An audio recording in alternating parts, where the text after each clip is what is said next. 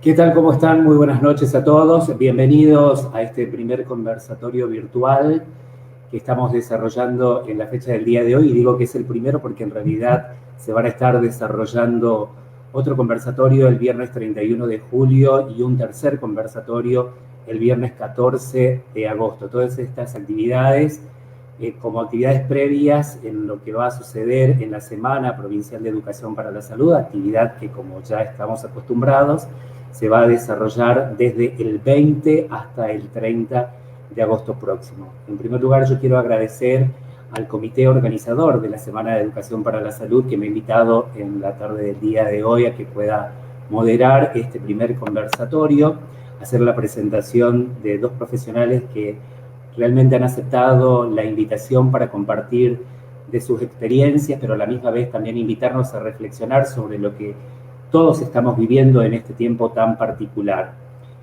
Yo para poder empezar, en primer lugar, quiero retomar las palabras de Tedros Ghebreyesus, quien es director general de la Organización Mundial de la Salud.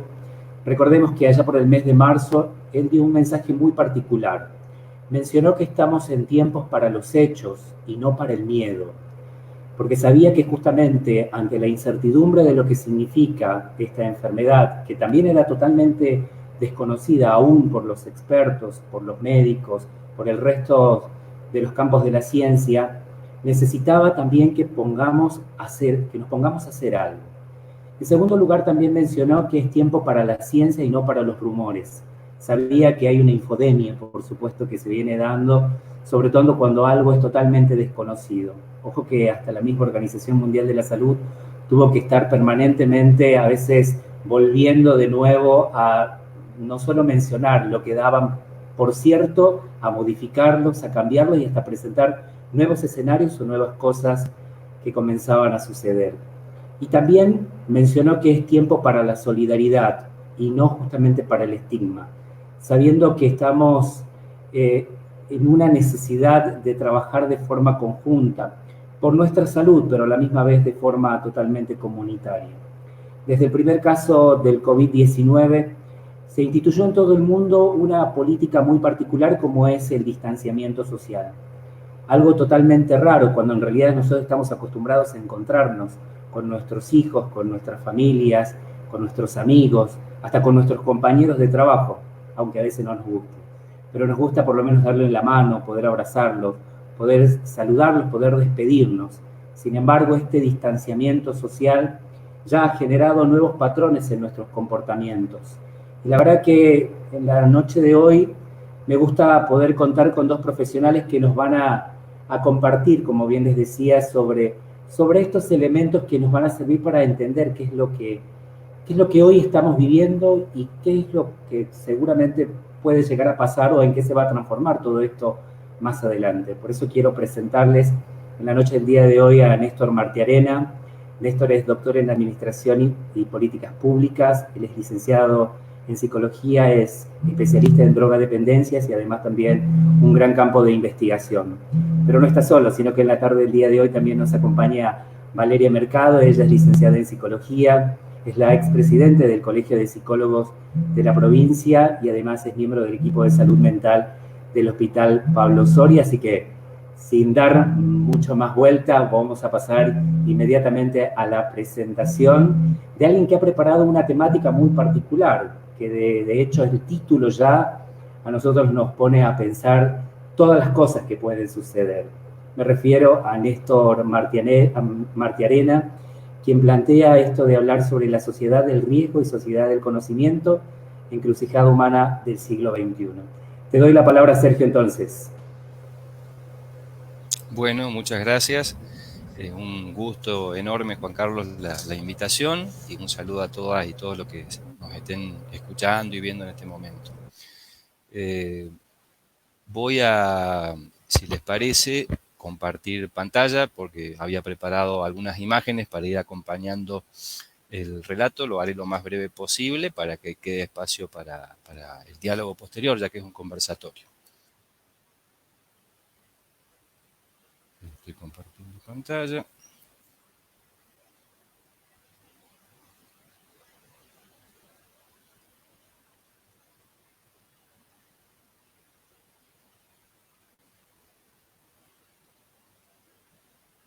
ustedes díganme cualquier cosa, dime Juan Carlos si es que algo no sale bien o no se ve o no se escucha, así lo mejoro.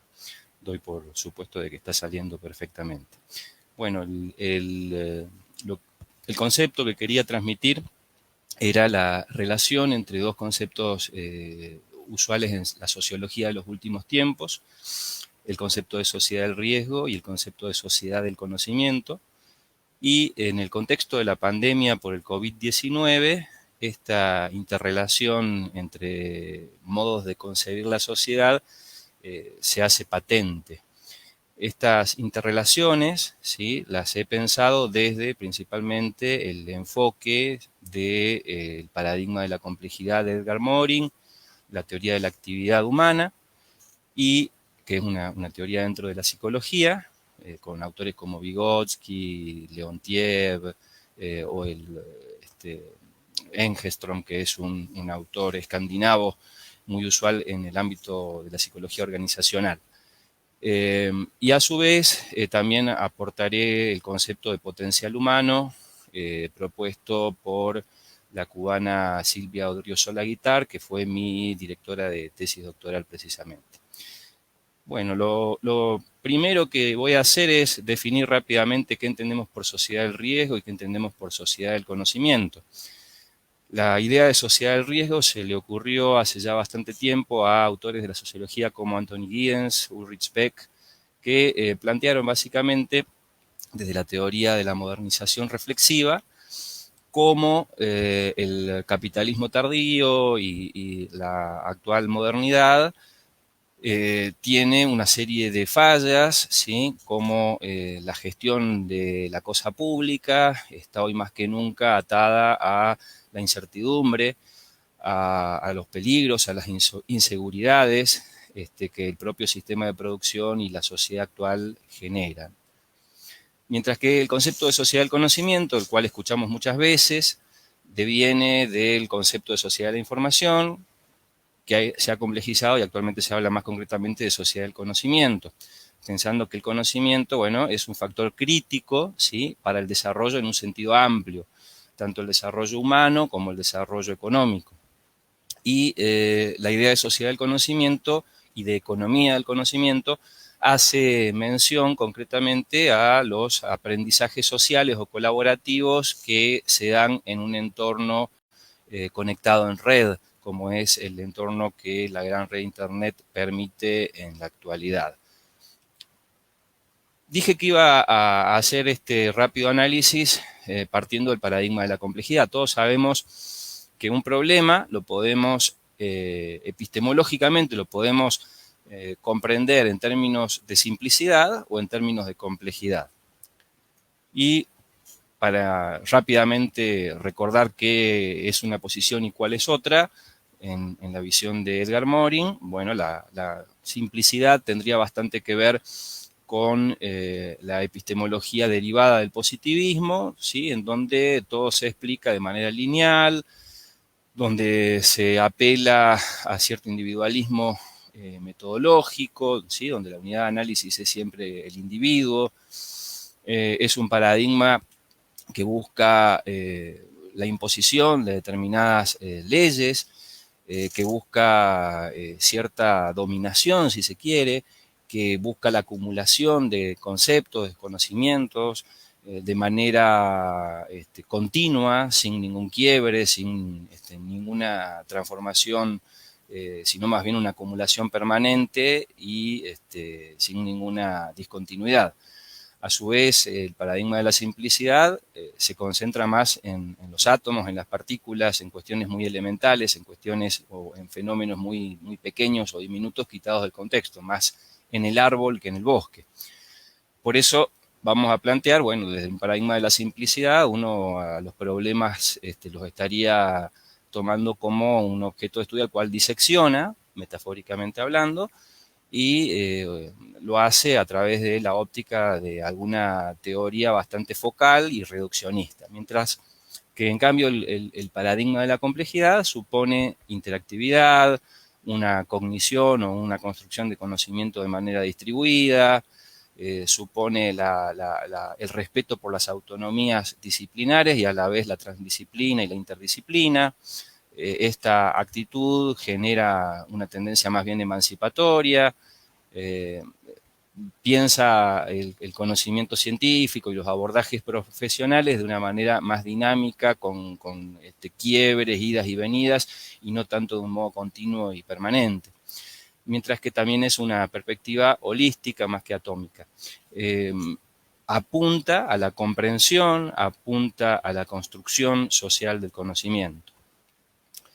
Vamos a ver que en esto que planteo para esta charla tenemos tres conceptos, ¿sí? Uno es el concepto de sociedad, que en sí mismo la sociología lo ha desarrollado vastamente, pero a ese concepto lo complejizamos, ¿sí?, al pensar en la sociedad del conocimiento o al pensar en la sociedad del riesgo, conceptos de los que ya hablamos previamente. Es decir, tenemos una sociedad del riesgo y del conocimiento que podríamos también metafóricamente se han amalgamado. Considero que en el contexto del COVID-19 estas dos concepciones sociológicas de la actualidad están de un modo muy patente entrelazadas, ¿sí? Un riesgo como es una pandemia ha hecho también eclosionar, potenciar, acelerar, digamos, los procesos relativos a sociedad del conocimiento. De hecho, esta videoconferencia es un ejemplo patente de cómo ante una situación de riesgo y de pandemia tenemos que apelar de manera privilegiada a las nuevas tecnologías. Ahora bien, en este amalgama de conceptos, en este amalgama de miradas, hay una palabrita que no es ingenua, que es la preposición del, ¿sí? Y a veces cuando uno hace análisis conceptual, análisis del lenguaje, hay que fijarse no solo en los conceptos, sino también en los operadores lógicos del lenguaje, como son las preposiciones. ¿Qué quiere decir del? Bueno, del, decíamos, no es una palabra ingenua, denota pertenencia, denota posesión, denota propiedad. O sea que si traducimos esto, diríamos que el concepto sociedad del riesgo y del conocimiento supone una sociedad que está apropiada por el riesgo y por el conocimiento, o que está incluso alienada en el riesgo y el conocimiento.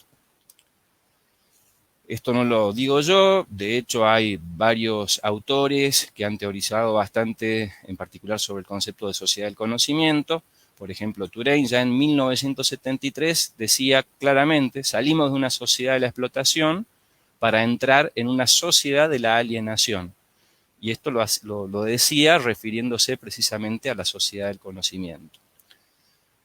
Por su parte, Alvin Toffler, en los 90, planteaba, ¿sí?, a medida que la economía supersimbólica se despliega, es decir, la economía supersimbólica sería la economía del conocimiento, la economía basada en las patentes, los desarrollos tecnológicos, o sea, lo supersimbólico, lo más elaborado a nivel simbólico por la humanidad.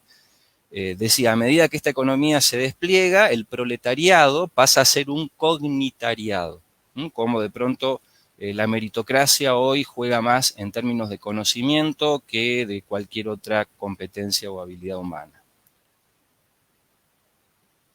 Ahora bien, y acá viene mi planteo crítico, continúa, el conocimiento, y esto es una posición, digamos, un supuesto que va más allá de lo epistemológico, es un supuesto incluso ontológico, es un concepto referido a qué es el ser humano.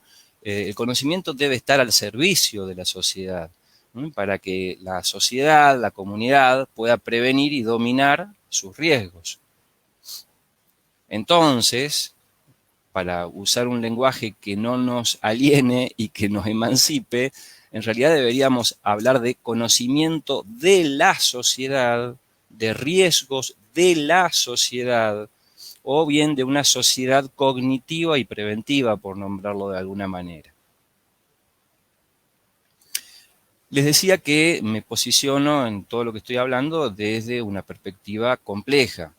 Y bueno, acá simplemente quería mostrar algunos modelos que hacen a ese tipo de lecturas de las problemáticas humanas.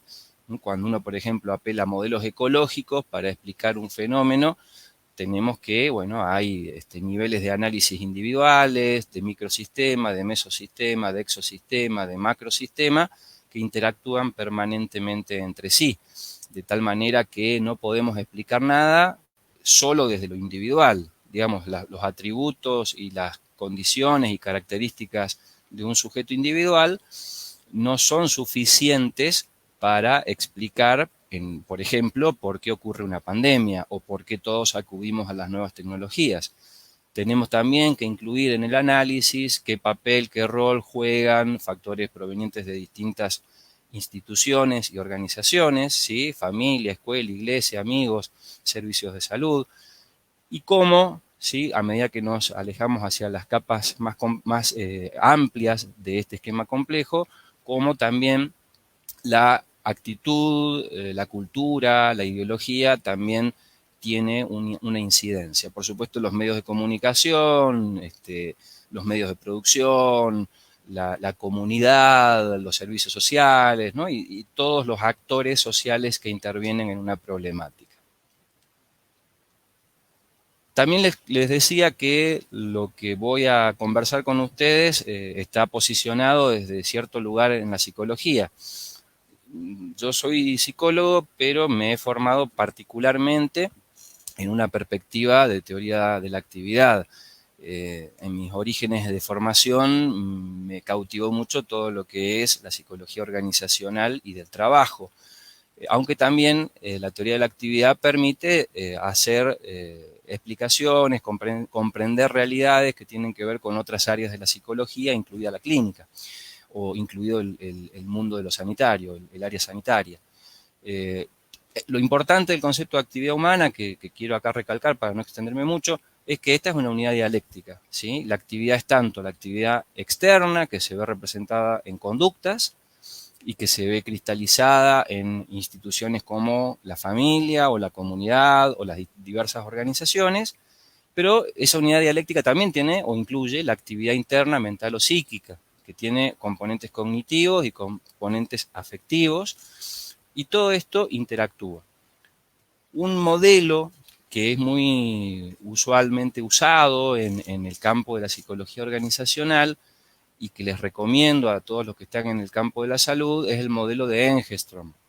Él ha complejizado los modelos de teoría de la actividad de Vygotsky o de Leontiev, que eran, digamos, donde el triángulo mediacional estaba limitado a sujeto, instrumentos y objeto de estudio, objeto de conocimiento, y ha incluido elementos que tienen que ver con la vida social, ¿sí? Las reglas, la comunidad, la división del trabajo, y mediante este tipo de modelo analítico uno puede, de un modo complejo, analizar e intervenir en situaciones organizacionales y en problemáticas más complejas. Les digo que les recomiendo a los que están en el ámbito de salud porque Engelstrom tiene algunos artículos y algunas investigaciones e intervenciones, investigación-acción, realizada en el campo sanitario, en las prácticas médicas. Es muy, muy interesante, digamos, usarlo como una herramienta de gestión en el campo de salud. Y les voy a objetivar un concepto más, ¿sí? Que es el de potencial humano. Yo les contaba que este concepto lo utilicé en mi tesis doctoral, que fue una tesis en la cual trabajé en la relación de las políticas públicas educativas, como Conectar Igualdad, con el fomento de la economía del conocimiento en provincias periféricas como la nuestra.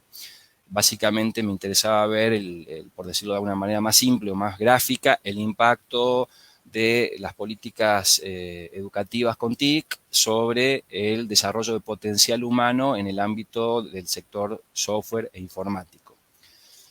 Odriozola Guitart plantea básicamente para definir qué es potencial humano, que son los conocimientos y valores apropiados por las personas que contribuyen al mejoramiento de sus habilidades, a la participación en el proyecto social del cual forma parte ese sujeto y a su realización plena como individuo. Y este concepto se diferencia muchísimo del concepto más clásico en gestión de de capital humano, ¿sí? En donde lo humano, el factor humano, se lo considera más en términos de un capital que en su dimensión puramente humana. Este concepto, Odriozola Guittard lo operacionaliza en tres grandes dimensiones: vías de adquisición de conocimiento y valores. Ustedes ahí en el gráfico van a observar abajo de cada dimensión algunos indicadores muy puntuales. Para vías de adquisición de conocimiento, por ejemplo, cómo estuvo compuesto el hogar en la infancia, para ver cómo fue la socialización primaria, qué tipo de estudio tuvo formal el sujeto desde la infancia hasta la vida adulta y otros indicadores. Una segunda dimensión son los condicionantes que potencian los conocimientos y valores. Ahí ustedes ven indicadores relacionados con el campo de la salud, con el campo de la educación física, con el campo de la sociabilidad del sujeto, de cómo se relaciona con otros. Y la tercera dimensión, que son las formas de manifestación de conocimientos y valores, tiene que ver básicamente con la participación ciudadana concreta, tanto en lo empresario, como en lo político, como en lo civil, que desarrolla el sujeto. Esto forma parte también del potencial humano. Y bueno, es un esquema que sintetiza lo que en su momento con mi investigación doctoral desarrollé, que era, bueno, ver las relaciones complejas que habían entre política educativa y política productiva, usando el concepto de potencial humano como un instrumento de análisis para entender esa dinámica, y un instrumento de análisis centrado en la noción de la identidad y la comunidad como un elemento sustancial del potencial humano. Bueno, dejo de compartir, así vuelvo a la imagen. Y bueno, un poco esto lo pensaba como un disparador a partir del cual charlar, ¿sí? Ahora le dejo la palabra a Valeria, pero quería, bueno, hacer como ese marco conceptual para también preavisar desde qué lugar puedo responder lo que conversemos sobre el tema de la pandemia y la complejidad de la pandemia. Agradecemos, por supuesto, Néstor, y ahora sí le damos lugar a que pueda hacer su presentación la licenciada Valeria Mercado. Les recuerdo que Valeria Mercado es miembro del equipo de salud mental del Hospital Pablo Soria, y la verdad que para la noche del día de hoy va a hablar sobre, o por lo menos el título que ha colocado a su presentación es algo muy particular: el sujeto detrás del barbijo. Tu palabra, Valeria. Hola, buenas noches. Bueno, a los panelistas también y a la audiencia en general. Me encanta esta presentación, la verdad que muy, muy clara, Néstor, como siempre, sobre todo porque me gusta esta idea que transmitís de muy disímil, a lo mejor desde el posicionamiento, por lo menos en el cual yo me formo, y es una constante formación, por eso no digo estoy formada en, sino que yo adhiero más a una corriente de tipo psicoanalítica, estoy en formación constante y por lo tanto es un poco la lectura, o por lo menos alguno de los ejes que he tomado para mi presentación de esta noche. Y valoraba esto de la diferencia que va a haber entre una y otra ponencia, porque verdaderamente son constructos teóricos bastante y entidades teóricas bastante diferentes. Por lo menos para empezar, yo tomé de la revista Lapso 3 artículos que me encantaron, justamente uno de Carretero, otro de Guzmán y uno más de Grosso, perdón, no recordaba el nombre, de Grosso, que son 3 autores que tomaron la contemporaneidad de la actual pandemia, y cada uno valoró desde su punto algunos aspectos que a mí me pareció como ideal, idóneo condensarlos en esta ponencia.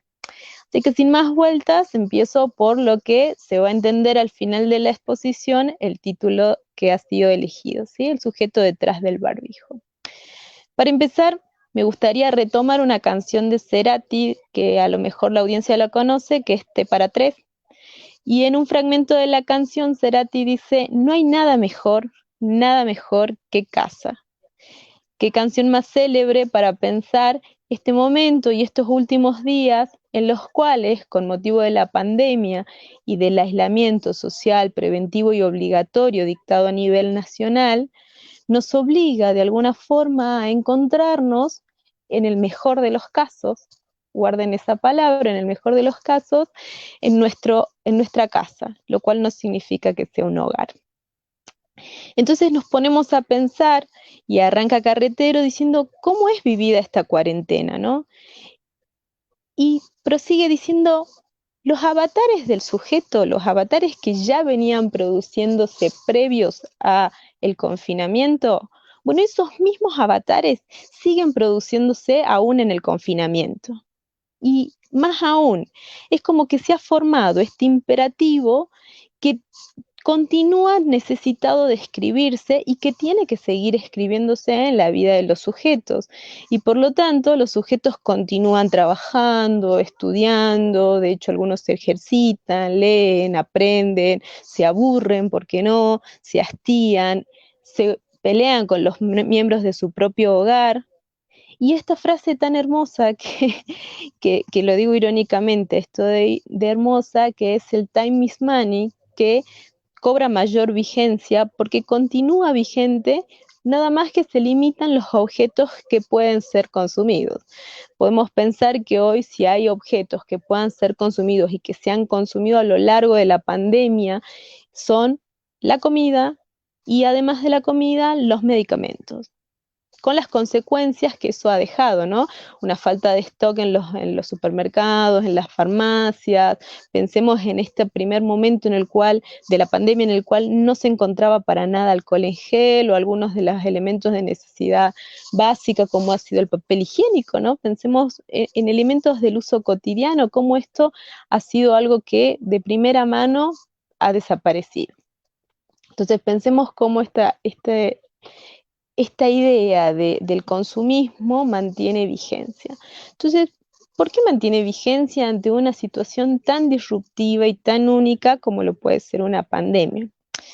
Al respecto, Gross nos indica que, y retoma en esto al nunca tan actual Freud en su texto El malestar de la cultura, y refiere: existen tres fuentes de sufrimiento humano: el poder de la naturaleza, nuestra insuficiencia para regular las relaciones sociales, por ejemplo con leyes, y la imposibilidad de dominar plenamente nuestros cuerpos. Es decir, lo inconmensurable de la naturaleza, la incapacidad de poder dominar las relaciones sociales y la incapacidad de dominar nuestros propios cuerpos. Se constituyen en tres ejes que hoy continúan siendo actuales. Es más, pocas situaciones como la pandemia pueden condensar esos tres ejes, captadores y a la vez potenciadores de malestar, tan actuales y tan vigentes en un solo y un mismo hecho histórico y social, que es esta pandemia, producida a raíz del COVID-19. Entonces nos enfrentamos a un escenario en el que esta triada ha tomado total participación. Y si estamos hablando de que estos eran los causantes del malestar en la cultura, cuánto más vigentes se vuelven ahora, donde impactan en el sujeto de una manera violenta. ¿Por qué digo violenta? Miller, al respecto de caracterizando la sociedad, dice que nuestros tiempos se han marcado o ha sido pensado actualmente como una época asignada por la caída de aquellos grandes ideales. Pensemos que en algún momento lo habrá sido la religión, otrora lo habrá sido la misma ciencia, de la cual él dice, bueno, de la ciencia tenemos que hacer un capítulo aparte. En su momento fue la ciencia, el discurso al cual se debía llegar y el discurso al cual se debía imitar. Sin embargo, la actualidad de la pandemia ha trastocado a este amo tan imperativo que es el discurso científico. ¿Por qué? O sea, uno puede pensar cómo que la ciencia se ha trastocado en algo que parece netamente del orden de la medicina y que de hecho su investigación es aquella que nos va a permitir algún tipo de brújula o de orientación dentro de lo que parece tan caótico. Y es que justamente la ciencia ha tropezado con un enemigo no solo desconocido, que es este virus, sino que también, como lo han llamado habitualmente en el discurso social, se ha convertido en este enemigo invisible que ha derrocado a la ciencia. ¿Por qué digo que ha derrocado a la ciencia? En tanto no está vivo, no está muerto, y además aún todo lo que se afirme en relación a él es puesto entre signos de interrogación. Como respuesta a esta caída de estos ideales, el mercado tomó la posta y este discurso capitalista volvió aún más vigente. Tengamos en cuenta que ya el discurso capitalista en sí, el mercado, ya toma consistencia y ha tomado consistencia intentando taponar el deseo de los sujetos. ¿Y de qué forma ha intentado este discurso taponar ese malestar inherente al ser humano y estos tres ejes que venía relatando? Y justamente con prácticas y productos de consumo. Es decir, ofrece un producto, un elemento que puede de alguna forma hacer como una suerte de mascarada o de velar siempre de manera fallida, ¿no? Él dice, retomando a Miller, digo esto, Miller siempre dice, siempre es de manera fallida. ¿A qué se refiere con que los objetos siempre son fallidos a la hora de obturar las causas del deseo? Y porque luego de adquirido X producto, termina siendo obsoleto. Y ahí se ve una vez más la caída de este mercado, de este afán de consumo, pues nunca se llega a una satisfacción plena, nunca se llega a la totalidad de la satisfacción. Vuelvo a insistir en este afán de conseguir, por ejemplo, algún objeto o bien de consumo. Podemos pensar en los celulares, que hoy han sido justamente el medio de comunicación que nos ha permitido mantenernos en contacto. Bueno, los celulares no terminé de comprarme uno, la nueva aplicación me requiere que busque alguna actualización o que incluso cambie de modelo de celular. De hecho, les traigo un evento reciente, fue, si mal no recuerdo, la semana pasada, salió la nueva versión de la PlayStation, por ejemplo, un ejemplo que podemos tomar como muy reciente. O sea, cayeron muchas ventas, muchos negocios y mucha economía, mucho de la economía ha quebrado o se ha visto trastocada por este evento, a excepción de aspectos que tienen que ver con el consumo y de este consumo que les decía. Más allá de la comida y de los medicamentos, también se ha podido ver en el consumo de algunos bienes de objeto que puedan hacer un poco más llevadera, aunque fallida, nuestra relación con el otro. Entonces nos podemos pensar en una disyuntiva. Bueno, ¿se trata de tener o de ser? Y creo que este es el momento más interesante para pensar que acumular un número creciente de posesiones, de objetos, nunca ha sido tan mal sobrellevado. Digo mal sobrellevado porque justamente el sentimiento de soledad continúa presente. En fin, al fin y al cabo, nada de lo material termina siendo tan importante cuando uno está encerrado, ¿no? Uno podría pensar, pucha, tengo tanto o he podido conseguir tanto y sin embargo tengo tan poco. El incremento de las terapias online, que es de hecho algo que nos ha tocado y que ha sido un producto ofrecido hasta por el mismo como una vía de poder ponerse en contacto con el otro, también vale la pena pensar, ¿no? O sea, esto ha sido un beneficio por un lado, pues las tecnologías nos lo han permitido, pero por otro termina siendo un encuentro fallido. Lo pregunto, lo dejo abierto como un interrogante. Las medidas de aislamiento social y cuarentena confinaron a los sujetos a sus hogares de manera obligatoria, restringiendo el encuentro de los cuerpos. Por lo tanto, la alternativa virtual pasó a ser la sugerida, la opción por excelencia para poder mantener los lazos sociales, personales, laborales, lo cual permitió de alguna forma al sujeto no sentirse tan solo. Con el transcurrir de los días y llegado hoy ya al día, no recuerdo, 120 ya, de la cuarentena, esto que surgió como una sugerencia, como una forma de mantenernos conectados, hoy se convirtió en una obligatoriedad. ¿Y por qué no pensar también en una imposición?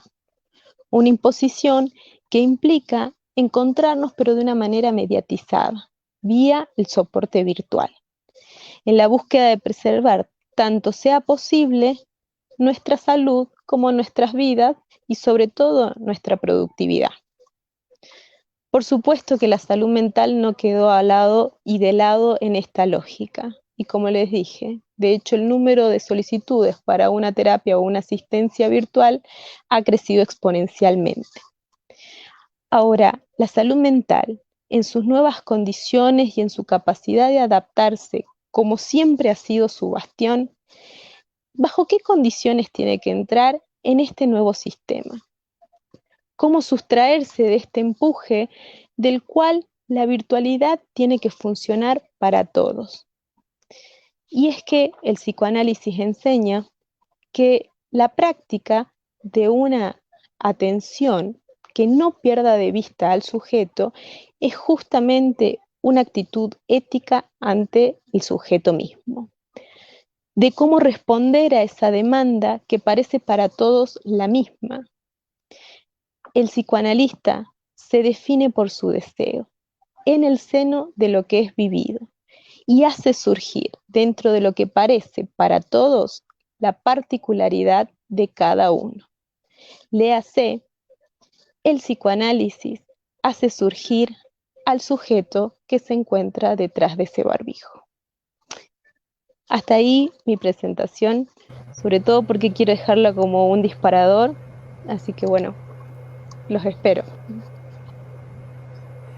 La verdad que excelente tu presentación, igual que la de Néstor, por supuesto, que nos han dejado pensando muchas cosas que de casualidad y no habiéndonos juntado antes, porque tampoco tuvimos la oportunidad de hacerlo, aunque teníamos esta modalidad que ya se ha instalado, que es lo virtual.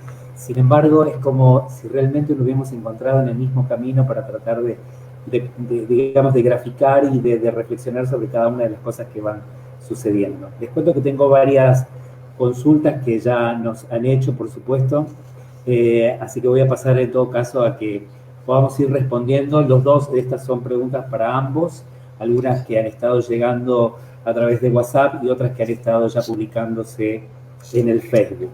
La primera que nos han hecho llegar es cómo se adquiere el conocimiento y cuándo este es considerado válido y cuándo no. La primera pregunta que nos hacen. ¿La contesto yo? Dale. Bueno, entonces la pregunta, repetime, era ¿cuándo ¿Cómo se adquiere? El conocimiento y cuándo este es considerado válido y cuándo no? Uh-huh. Bueno, el conocimiento, desde mi perspectiva, se adquiere fundamentalmente en el vínculo, en el lazo social, digamos, ahí partiendo justamente de lo que es una perspectiva de teoría de la actividad, uno plantea que primero está lo intersubjetivo y luego lo intrasubjetivo, o sea, no hay manera de generar cognición que no sea a partir del lazo social, a partir de la interacción con otros.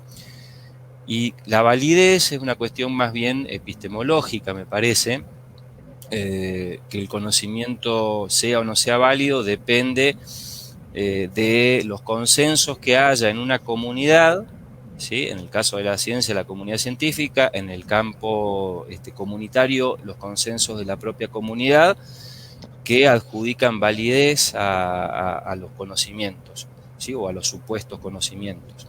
Porque obviamente desde una perspectiva compleja va a depender quién interprete la validez de ese conocimiento para adjudicársela o no. Es bastante relativo hablar de validez, y en el campo de la ciencia inclusive, alguna vez haciendo un curso de periodismo, de divulgación científica, de periodismo científico en Córdoba en el 2009, me cautivó mucho la exposición de una periodista que hacía una investigación siempre de cómo la industria farmacéutica imponía cierto campo de investigación para poder estar dentro de la carrera científica. O sea, ¿qué era válido? Y lo que los laboratorios planteaban como válido. Claro. ¿No? Entonces, creo que depende mucho de la cultura y de la ideología que circula en el campo de la cultura. Ahora que sí, Valeria, ¿algo que quieras aportarnos?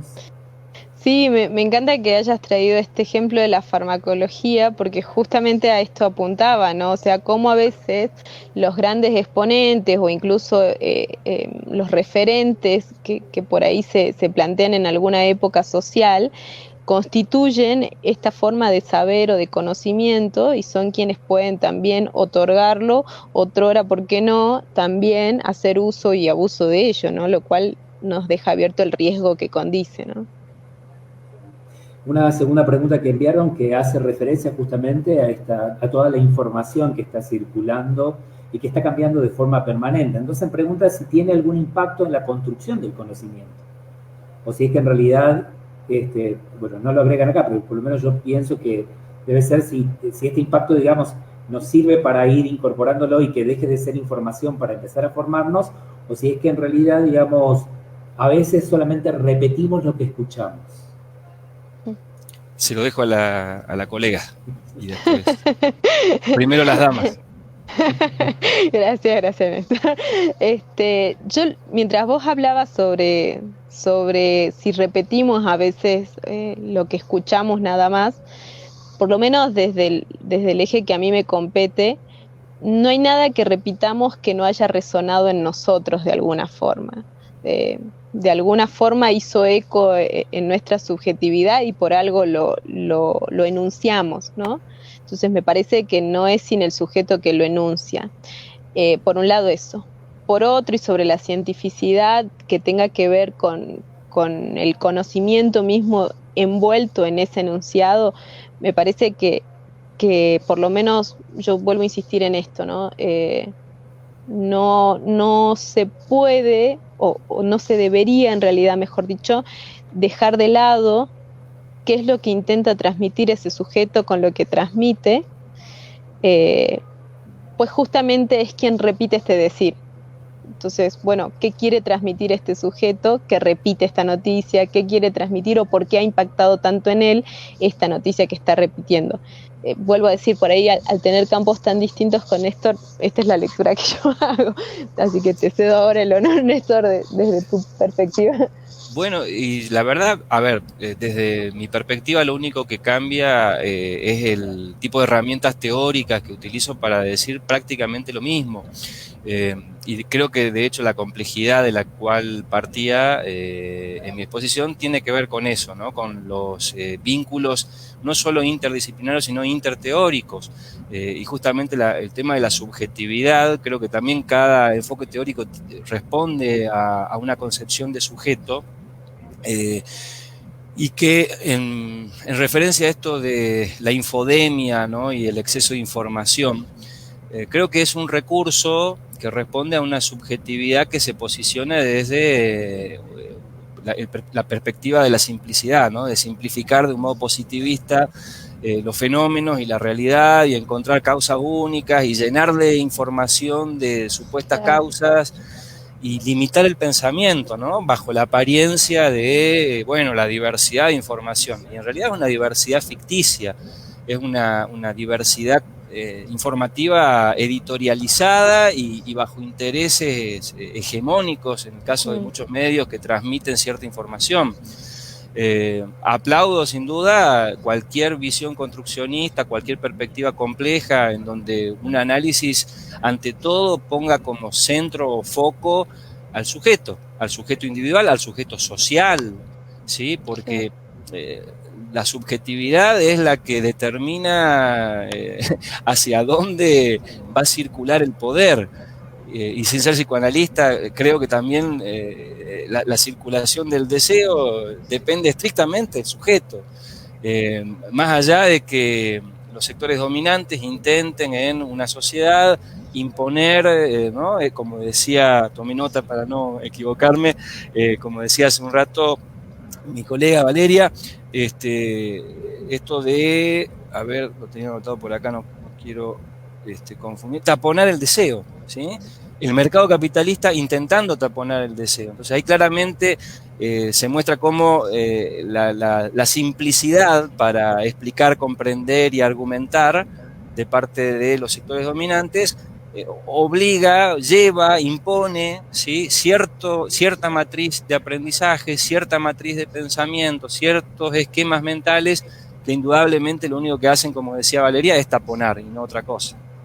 La verdad que sí, bueno, en este sentido hay muchas cosas para mencionar, ¿no? Voy a retomar las palabras de Nora Barr, de Valeria Román y de Josefina Ellenstein, que son justamente 3 periodistas científicas que han venido trabajando muy fuerte en nuestro país, y ellas hasta llegaron a mencionar de que, así como los periodistas, muchas otras personas se animaron ya a hablar de tal manera que parecían ser epidemiólogos, infectólogos, o sea, todo el mundo daban hasta su posición, como si en realidad así iban a suceder las cosas.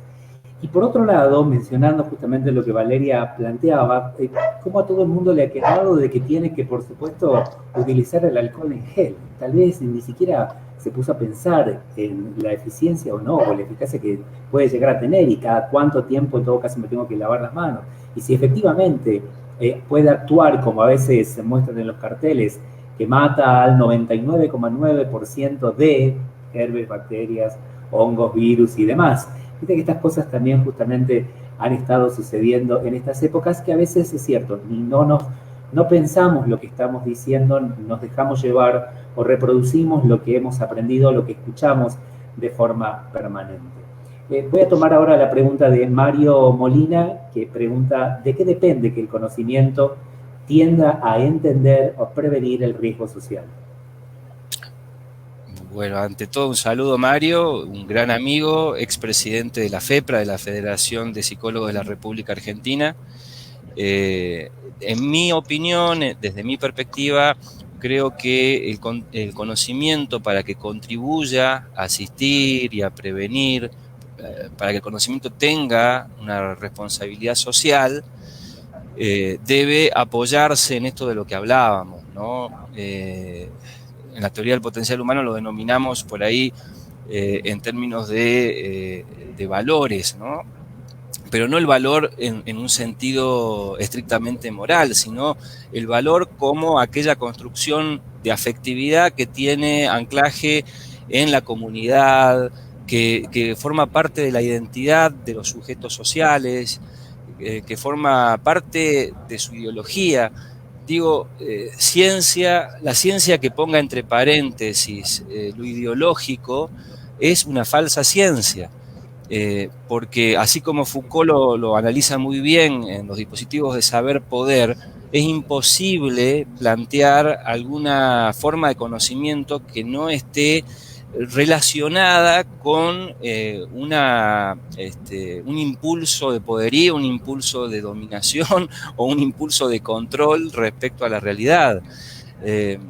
Entonces lo entiendo en esos términos. El conocimiento, la ciencia, si queremos poner un nombre más grande, no puede estar ajena a su tiempo, a la historia, a la política, a los programas nacionales de investigación.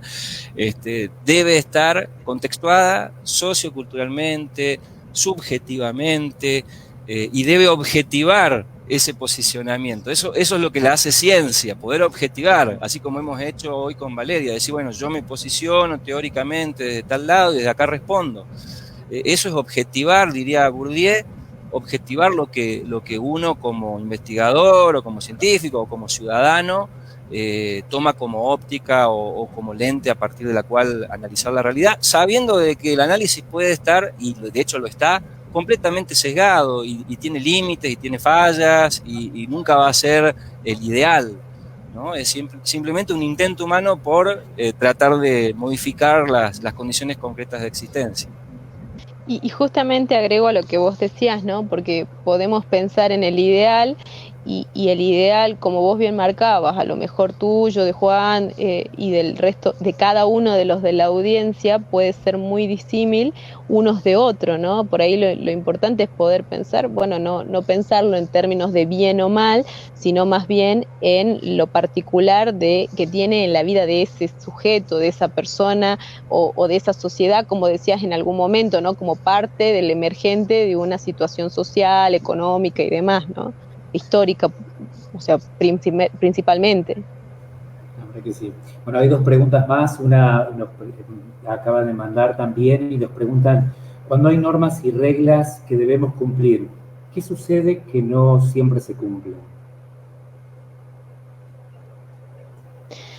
Yo al respecto por ahí, si me permitís, solo quisiera decir esto, ¿no?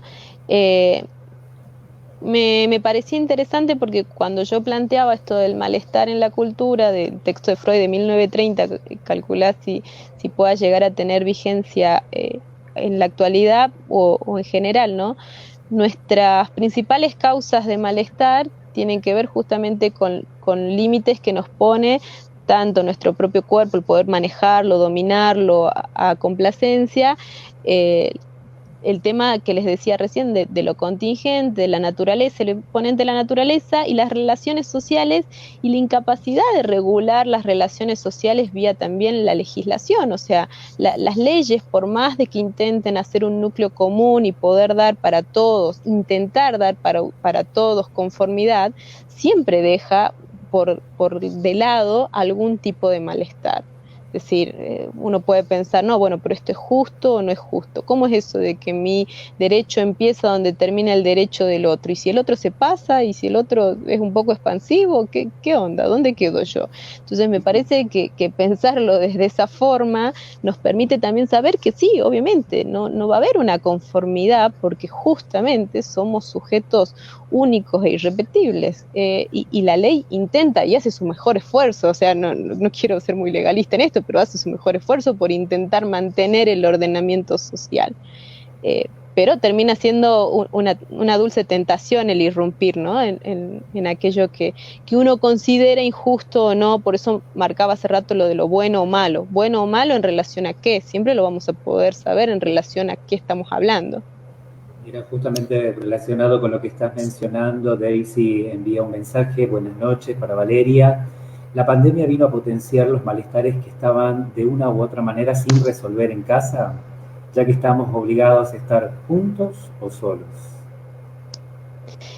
Muy interesante, Daisy, porque yo lo que intentaba plasmar es justamente que el empuje con el que empezó la pandemia, por lo menos lo que se ha mediatizado, lo que se ha socializado es que, bueno, había como que sacarle el mayor provecho, entonces la gente empezó a hacer ejercicio en su momento, luego se aburrió, luego empezó a hacer teletrabajo y terminó haciendo en su propio hogar cada uno o repitiendo en su diario, en su espacio habitual. Por eso decía por ahí que no es lo mismo casa y hogar. O sea, en su casa terminó haciendo su hogar, terminó haciendo su trabajo, terminó haciendo su espacio para recreación con amigos y terminó haciendo, en el mejor de los casos, inventándose un lugar y un espacio y un tiempo para su propia terapia psicológica también, ¿por qué no? Entonces me parece que por un lado sí es estar juntos, porque nos agrupa un mismo techo, pero yo me inclino más por pensar que nos ha encontrado con nosotros mismos, o sea, con el hastío de tener muchas cosas para hacer y no tener ganas de hacerlas, con el deseo de hacer muchas otras y la mayoría están afuera, pero el salir hoy implica una transgresión, un riesgo, entonces me parece que nos ha encontrado con nosotros mismos desde la contingencia, desde algo muy violento que ha sido una pandemia que nos ha confrontado con la más cruda verdad, ¿no? Totalmente. Néstor. Sí, yo quiero agregar algo sobre la pregunta anterior de las normas y las leyes, de qué depende, creo que preguntaban que se las cumpla o no. Es.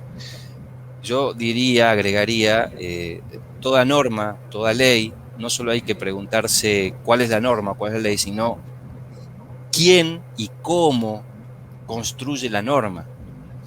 Porque cuando la construcción de la norma parece ser arbitraria o parece inconsulta o no es el producto de un auténtico proceso deliberativo o, diría Habermas, de acción comunicativa, de democratización a partir de la acción comunicativa, bueno, la norma hay que ver si realmente es tan norma o es simplemente una imposición autoritaria que lo único que hace es agrandar los problemas en lugar de solucionarlos. Digo, y esto uno lo puede analizar en relación a la pandemia y lo puede analizar en relación a cualquier otra problemática que tengamos hoy en Argentina o en el mundo.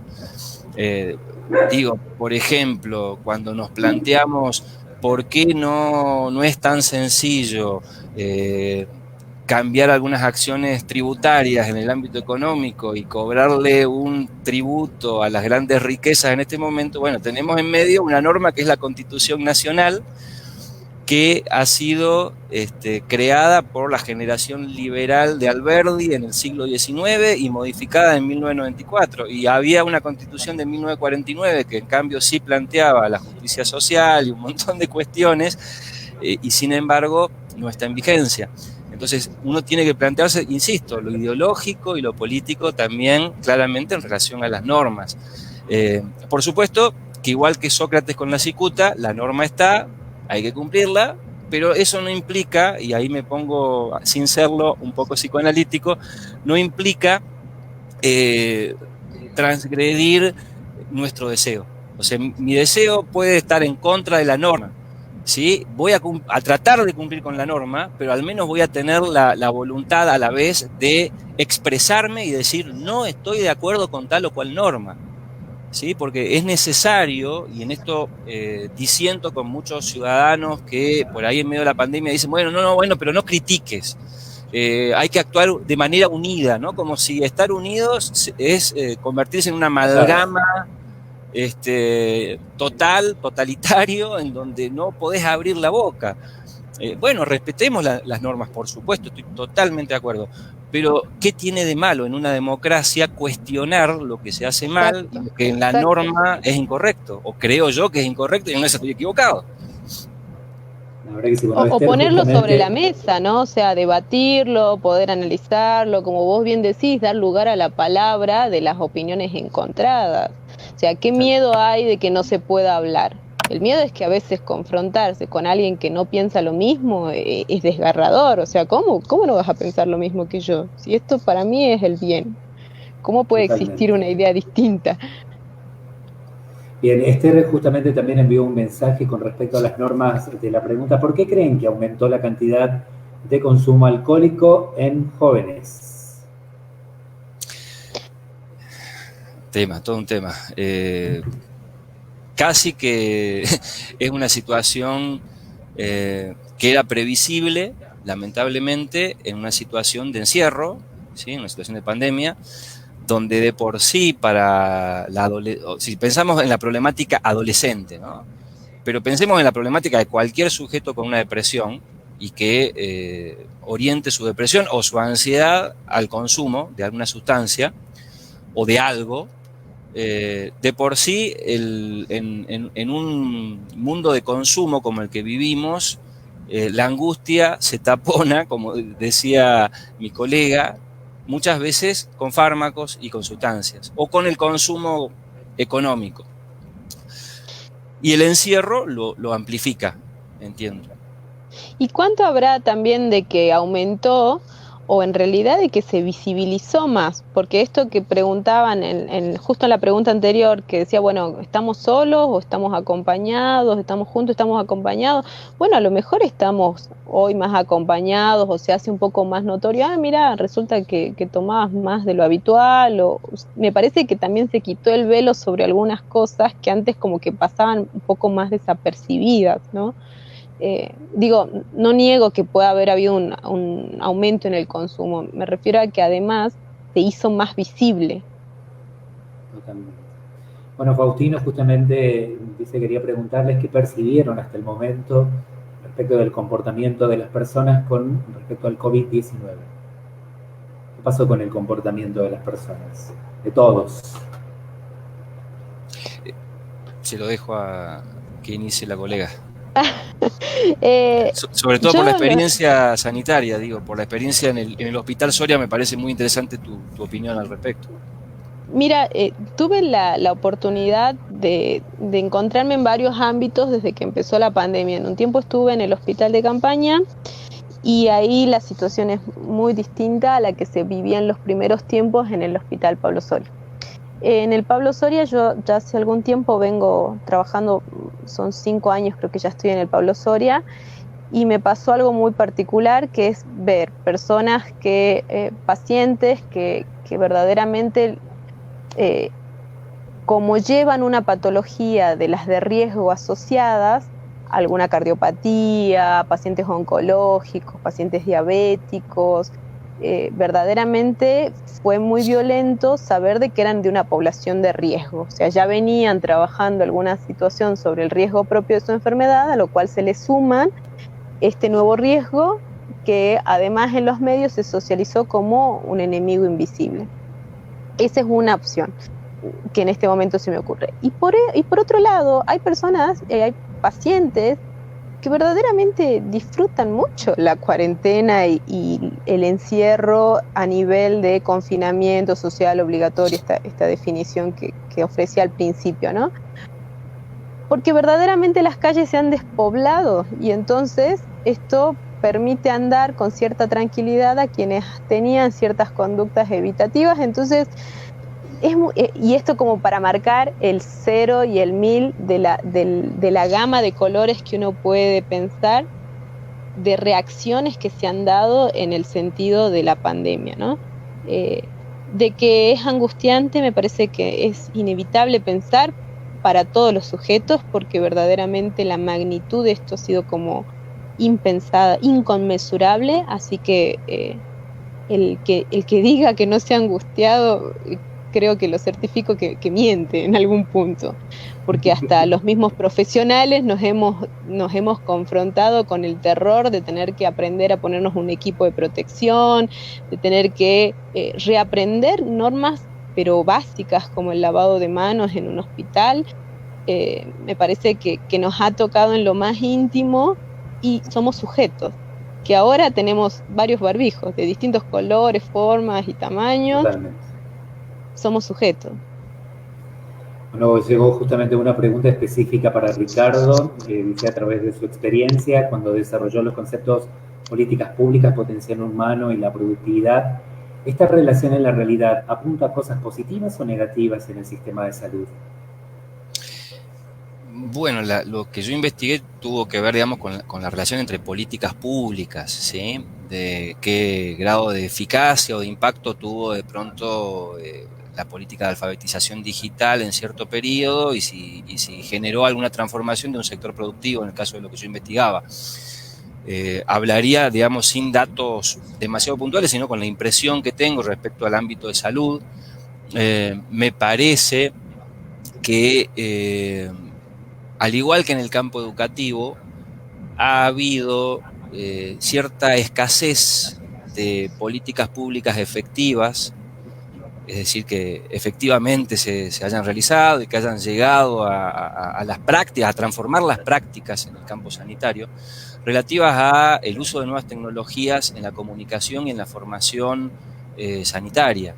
Aunque han habido numerosas políticas hace algunos años, discontinuadas también hace los años recientes, pero creo que el discontinuar las políticas de alfabetización digital, de formación continua digital en el ámbito sanitario, se observa hoy como una falencia. Hoy nos agarró a todos los profesionales y a todas las instituciones del ámbito público en offside. Digo, la educación, por nombrar el ejemplo de la educación, fue claro. Ahora nos damos cuenta con el COVID en marcha de, ¿para qué era la alfabetización digital? Lo importante que era la conectividad. ¿Por qué es indispensable la educación uno a uno, tecnológicamente mediada, como parte del dispositivo o del sistema educativo? Creo que en ese sentido la falta de políticas públicas, la ausencia o el de financiamiento o la subejecución de presupuestos o a veces la ejecución de presupuestos pero haciéndolo políticamente correcto y haciendo como sí, el como sí, de bueno, sí, acá estamos haciendo política digital y en realidad le entra por un oído a la gente y le sale por el otro. Entonces hay que cuestionarnos más allá de la inversión monetaria que se haga desde el Estado, el compromiso social que asumimos los profesionales y los ciudadanos en formarnos. Porque ahora, en medio de la pandemia, nos damos cuenta, para esto era, para esto servía, ¿no? Si lo hubiéramos aprendido, si lo hubiéramos tenido en la práctica, incluso sería menos angustiante hoy tener que aprenderlo sobre la marcha. Y la última pregunta que nos ha llegado, por lo menos es un comentario muy interesante, menciona y dice, después de que termine la pandemia, ¿podemos decir que se cambió el concepto respecto de lo que es el riesgo y la perspectiva de riesgo de las personas?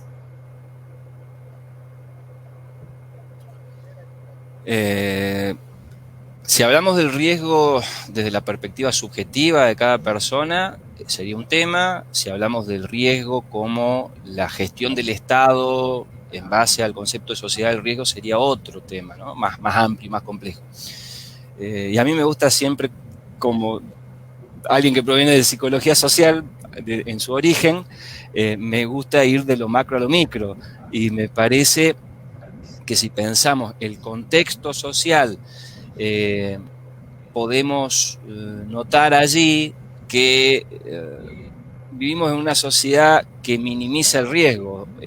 Digo, no la sociedad como individuo en el barrio, sino la sociedad en su conjunto y el Estado. Y en esto pensemos en las organizaciones estatales de todos los países, no solo acá no nos golpeemos el pecho los jujeños o los argentinos. Veamos lo que pasó en Estados Unidos, veamos lo que pasó en Europa, ¿sí? Estados que uno pensaba, wow, ¿no? el supremo modelo de Estado en ejercicio de la cosa pública y de pronto cero previsión de riesgo, ¿no? Con políticas neoliberales destinadas a, bueno, el riesgo no importa, el riesgo es un gasto, ¿no? Entonces acotemos presupuesto en salud, acotemos presupuesto en educación, acotemos presupuesto en seguridad, acotemos presupuesto en todo, y se minimiza el riesgo. Entonces, si desde lo macro vos tenés ese mensaje, indudablemente que ha impactado también en los sujetos sociales y en los sujetos individuales con el discurso de, bueno, sí, no hay tanto riesgo, salgo, total no va a pasar nada. Pero digo, siempre igual que en un esquema familiar, ¿sí? Uno no puede apuntar solo al sujeto designado y decir, sí, el nene tiene tal enfermedad. Bueno, a ver, analicemos el sistema familiar y veamos también qué parte tienen los padres y qué parte tiene la comunidad y qué parte tienen aquellos que, en esto que hablábamos de proponer las normas, aquellos que a veces no construyen, sino que imponen las normas, qué parte tienen, porque el sujeto individual está en medio de todas estas variables tratando de construir su yo y construir su personalidad en medio de tantas presiones. Valeria, respecto del riesgo y de la perspectiva de riesgo. Quería agregar un pequeño comentario sobre lo que decía Néstor, ¿no? Cuán fuerte puede llegar a ser este valor impositivo en salud, esto de que se impongan leyes, incluso, ¿por qué no?, programas también, ¿no?, que no estén adaptados o pensados luego de una socialización para ver cuál es la verdadera necesidad que hay en esa comunidad, porque justamente termina siendo esto, termina siendo una mascarada y verdaderamente no se atiende el verdadero padecer que pueda haber detrás de ese artificio, de ese programa, proyecto o le hace, ¿por qué no?, una ley, ¿no? me parece que tenemos que poder ser un poco más críticos y en ese sentido la pandemia nos da la pausa necesaria para poder hacer un movimiento, decir, paremos un poco la pelota y veamos qué es lo que está pasando, ¿no? Hagamos una lectura un poco más profunda de cuál es la realidad que nos intentan vender, cuál es la realidad que queremos creer y cuál es la realidad que podemos construir también, ¿por qué no? Totalmente. Bueno, hay una pregunta que acaba de llegar de Romy Suárez. Quería preguntar cuál es el impacto psicológico en las personas en esta pandemia y cómo se debe proceder con los medios de comunicación. Y yo lo primero que les recomendaría es apaguen el televisor cada tanto, no se intoxiquen, o sea, sí, escuchen los informes del COE, escuchen la cadena nacional cuando es del tema salud o el informe matutino de Nación, pero no se saturen porque nunca nos olvidemos que los medios de comunicación responden cada uno de ellos a intereses editoriales y económicos muy puntuales. Entonces, y también recomendaría, bueno, no escuchen uno solo, escuchen varias campañas. Totalmente. Y no se queden con ninguno, es lo único que yo agregaría.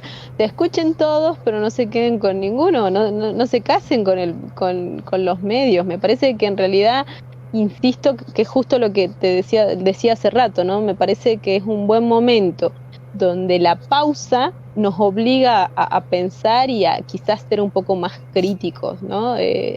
Poder sacar algo de lo propio y hacer una lectura más detenida de la realidad, eso es inconmensurable. Aunque digo que justamente era la última pregunta, pero están llegando más. Bueno, Jacquelina pregunta, ¿se puede afirmar que la población está incorporando positivamente el uso del barbijo y del alcohol en gel en su vida cotidiana? Yo le preguntaría a Jacquelina por qué dice positivamente. Yo le voy a mostrar mis manos de alcohol todas las veces que me higienizo y no sé si mis manos dicen que es muy positivo. Pero por ahí, bueno, hago este pequeño chascarrillo pensando en esto, ¿no? No sé a qué podemos decir que es algo que en la evidencia científica y sin caer en infectóloga ni nada, es lo que está sugerido, ¿no? El lavado de manos, el uso del barbijo, pero vuelvo a insistir, esto también puede ser contraproducente, qué sé yo, he visto y me ha tocado atender pacientes con trastornos compulsivos graves, donde esto agudiza mucho más una sintomatología que ya existe. Entonces, vuelvo a insistir, bueno, malo, positivo, negativo, y yo lo pongo en relativo, ¿no? Positivo en relación a qué, en relación a la política sanitaria, evitar el contagio y demás, sí, seguramente, pero eso lo tendría que decir alguien como más capacitado, un epidemiólogo, porque te puede dar el fundamento. Coincido plenamente.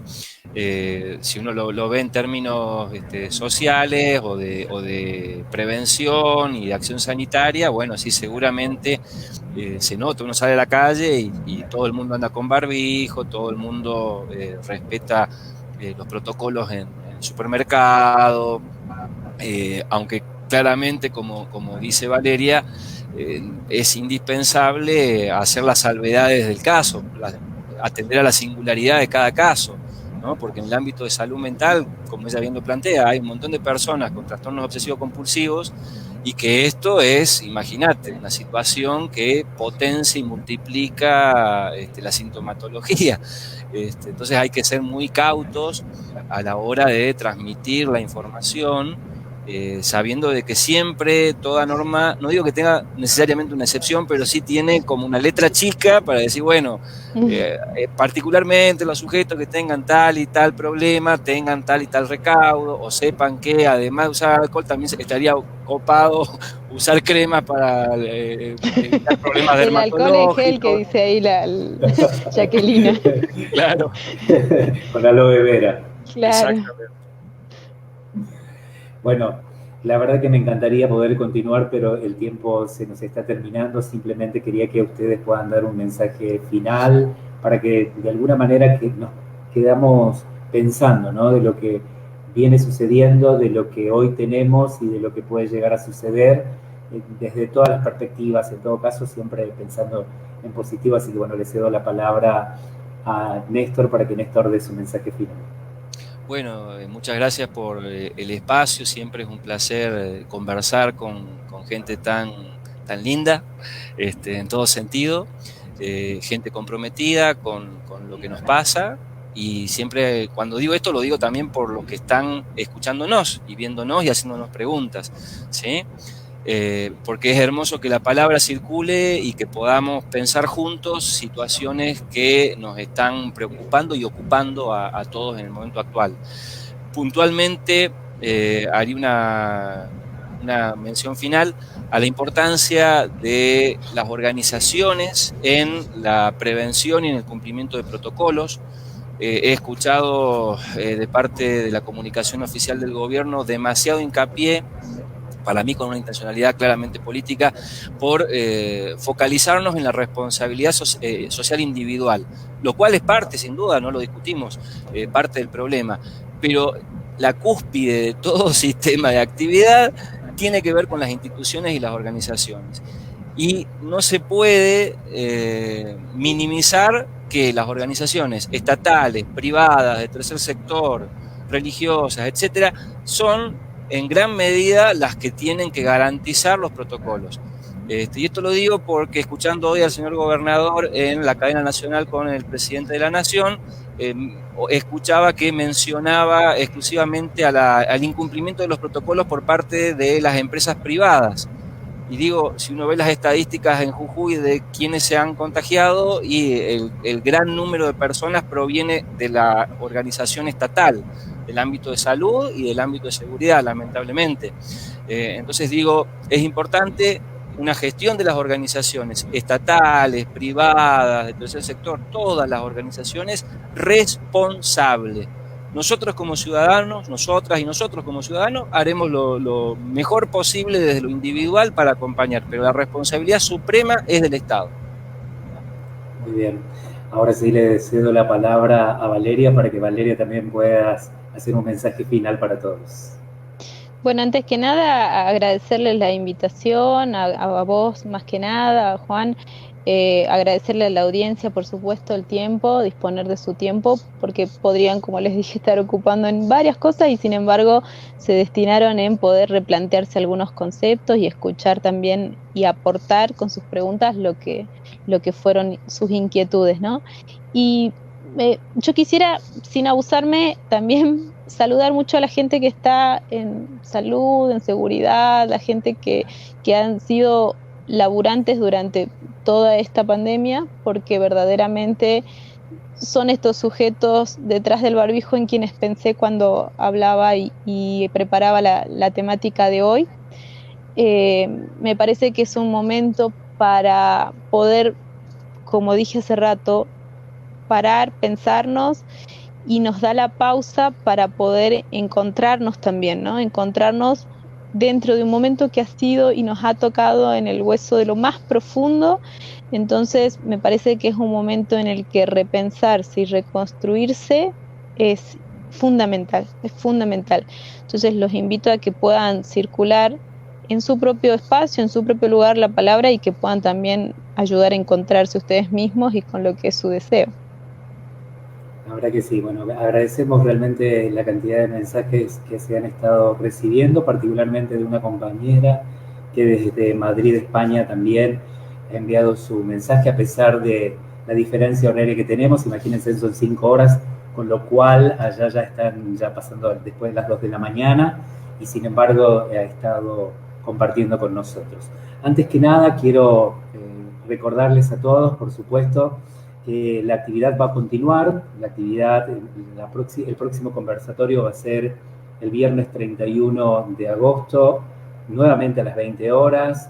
Se va a hablar de una temática muy particular que se denomina, a ver que ya lo tengo porque no quiero errar, enseñar y aprender, comprensión y construcción en tiempos de pandemia, una actividad que se va a centrar específicamente en el ámbito educativo, y los invitados son el profesor Lucas Montañez de la provincia de San Luis y por supuesto también el doctor Enrique Espinosa Cifuentes, alguien a quien conocemos muchísimo, por supuesto, en la provincia de Jujuy. Y lo último, porque me están pidiendo que no me olvide de recordarles a todos que todo esto se marca dentro de lo que va a suceder el 21 y 22 de agosto, que se va a estar desarrollando en nuestra provincia de forma virtual la 7ª jornada de promoción y educación para la salud, actividad que por supuesto ya tiene invitados no solo de nuestra provincia, sino también del ámbito nacional y del ámbito internacional. Bajo este lema, con conocimiento y compromiso, marcamos nuevos caminos de salud. Muy bien, que tengan todos ustedes un excelente fin de semana, que descansen muy bien, por supuesto, y nos vamos a estar encontrando el próximo viernes 31. Que tengan una linda noche. Gracias.